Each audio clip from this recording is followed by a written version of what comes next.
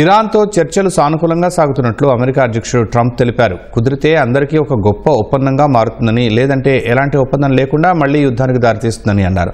ఈసారి గతం కంటే తీవ్రంగా దెబ్బ కొడతామని, అలా జరగాలని మాత్రం ఎవరూ కోరుకోవటం లేదని ట్రంప్ పోస్ట్ చేశారు.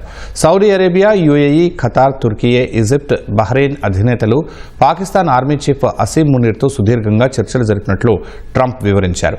మధ్యప్రాచ్యం సమస్యను పరిష్కరించడానికి అమెరికా ఎంతో శ్రమించిందని, చర్చల్లో పాల్గొన్న దేశాలన్నీ తప్పనిసరిగా అబ్రహం అకార్డ్స్పై ఏకకాలంలో సంతకాలు చేయాలని ట్రంప్ డిమాండ్ చేశారు.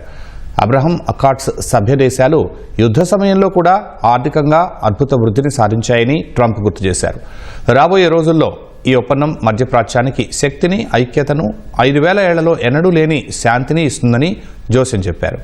ఈ ప్రక్రియ సౌదీ, ఖతార్తో తక్షణం ప్రారంభం కావాలన్నారు.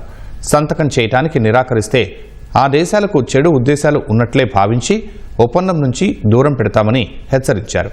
ఇరాన్తో ఒప్పందం తరువాత దాన్ని కూడా అబ్రహం అకార్డ్స్లో భాగస్వామిని చేసేలా ప్రోత్సహిస్తానన్నారు. ఈ ప్రక్రియను పూర్తి చేయాలని తన ప్రతినిధులను ఆదేశించినట్లు ట్రంప్ చెప్పారు.